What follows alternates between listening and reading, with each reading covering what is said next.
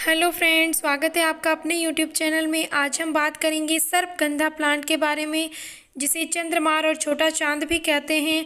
इसका Latin name रोवाल्फिया सर्पेंटाइना है।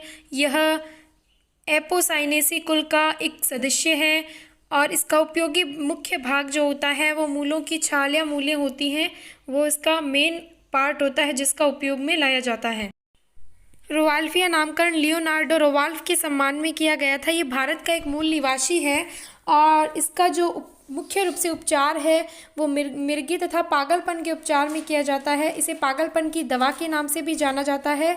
और सर्पगंधा जो होता है वो भारत के अलावा बांग्लादेश, श्रीलंका, म्यांमार यानी कि Burma, Thailand, Indonesia, Malaysia, Africa व अमेरिका के ट्रॉपिकल्स एरियाज़ में पाया जाता है।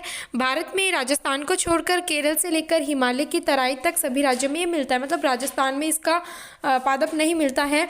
इसे सिक्किम, आसाम, पूर्वी तथा पश्चिमी घाटों, अंडमान, उत्तर प्रदेश, बिहार, उड़ीसा, पश्चिम बंगाल, आंध्र प्रदेश, तमिलनाडु, कर्नाटक, केरल तथा महाराष्ट्र में व्यावसायिक स्तर पर पाया जाता है। भारत में रोवाल्फिया की 5 जातियां पाई जाती हैं, लेकिन मुख्य रूप से रोवाल्फिया सर्पेंटाइना का औषधीय गुण अत्यधिक होता है अन्य की तुलना में। रोवाल्फिया सर्पेंटाइना का जो पादप होता है वो बहुवर्षीय होता है, सदाबहार, रोम रहित एक छोटी झाड़ी होती है जो कि 0.4 से 0.6 मीटर ही लंबी होती है। मूलें इसकी कंदिल होती है, सांप की आकृति की टेढ़ी मेढ़ी झुर्रीदार व खुरदरी होती हैं। मूल की छाल धूसर पीली व भूरे रंग की होती है और इसकी मूलों में सांप की गंध आती है, इसलिए इसे सर्पगंधा कहते हैं। शाब्दिक अर्थ इसका यही है, मतलब सर्पगंधा यानी कि जिसकी मूलों से सांप की गंध आती हो, तो इसे सर्पगंधा के नाम से जाना जाता है। और इसका उपयोग सांप के काटने पर भी किया जाता है प्रतिवंश के रूप में। तो प्रतिविष के रूप में ये उपयोग में लाया जाता है, इसलिए भी इसे सर्पगंधा के नाम से जाना जाता है। इसकी पर्णें सरल, चक्रिक, बड़ी भालाकार होती हैं। पुष्प क्रमशः सीमाक्षी पुष्प लगते हैं। पुष्प छोटे सफ़ेद या हल्के गुलाबी रंग के होते हैं। फल एक बीजीय कैप्सूल होते हैं। इसके फल छोटे हरे मटर के दाने के आकार के होते हैं और इसके अलावा इसमें 3 से 4 वर्ष पुरानी झाड़ियों को शीत ऋतु में काट कर इसे सुखा लिया जाता है और इससे औषधि प्राप्त की जाती है। रोवाल्फिया की विभिन्न जातियों से अभी तक 80 प्रकार के एल्केलॉइड्स ही पहचाने गए हैं और रोवाल्फिया सर्पेंटाइना में 20 प्रकार के एल्केलॉइड्स पाए जाते हैं, जिसमें रेसरपेन जो होता है वो सर्वाधिक महत्व का होता है, जिसका उपयोग अनिद्रा, इंसोम्निया, नींद न आने की अवस्था में किया जाता है। सर्पगंधा जड़ के चूर्ण में 2 ग्राम कुरसाइनी अजवाइन चूर्ण और शक्कर मिलाकर जल के साथ सेवन करने से इंसोम्निया यानी कि नींद न आने की अवस्था में लाभ मिलता है। इसके अलावा रेसरपेन मानसिक तनाव, चिंता, भय, चिड़चिड़ापन, व्याग्रता व अन्य मानसिक संबंधी जो विकार हैं उनको दूर करने में ये फ़ायदेमंद होता है। सर्पगंधा का 1 से 2 ग्राम चूर्ण शहद या पानी के साथ सेवन करने से हमें इस सब विकारों में लाभ मिलता है।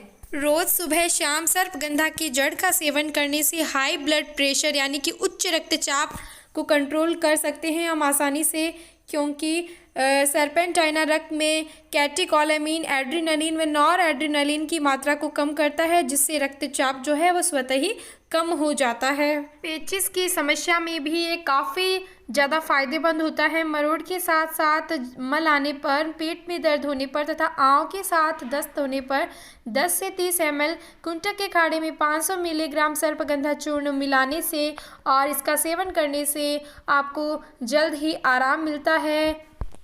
रिस्पेरिन मिर्गी की समस्याओं में भी काफ़ी अधिक लाभदायक होता है। पागलपन की समस्या व मिर्गी की समस्या में इसका उपयोग, रिस्पेरिन का उपयोग जो है बहुतायत से होता है। यद्यपि गर्भवती महिला को इसका सेवन नहीं करना चाहिए, परंतु महिला को उत्तम सुगम के लिए, आसानी से सुगम हो, उसमें कोई परेशानी नहीं हो, इसके लिए प्रसूता को यह दिया जाता है। आँखों के लिए भी यह अत्यधिक उपयोगी है।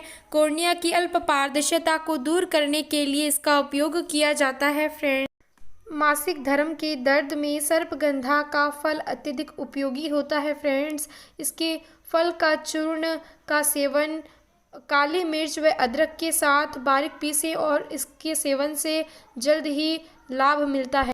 मासिक धर्म से संबंधित सभी समस्याएं दूर हो जाती है।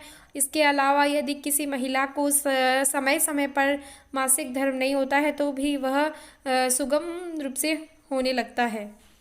कई कीड़ों, बिच्छुओं, सांपों के काटने पर प्रतिविष के रूप में इसका उपयोग किया जाता है। हालांकि इस संबंध में और चिकित्सीय खोज अभी बाकी है, फिर भी इसका उपयोग जो है वो किया जाता है बिच्छू और सांपों के काटने पर, क्योंकि नेवला जो होता है वो सांप से लड़ने से पहले इसी सर्पगंधा की पत्तियों को खाता है, जिस वजह से उस पर उतना जहर नहीं प्रभावी होता है। इस कारण वह सांप से लड़ने में सक्षम रहता है। तो अगर आपको हमारी द्वारा दी गई ये जानकारी अच्छी लगी हो तो प्लीज़ वीडियो को लाइक करें। साथ ही चैनल को अभी तक सब्सक्राइब नहीं किया तो प्लीज़ इसे सब्सक्राइब ज़रूर करें। साथ ही कमेंट सेक्शन में बताएं कि वीडियो कैसी लगी, और ज़्यादा से ज़्यादा वीडियो को शेयर करें ताकि अधिक से अधिक लोगों तक ये जानकारी पहुंच सके। Thanks for watching. पूरा वीडियो देखने के लिए धन्यवाद।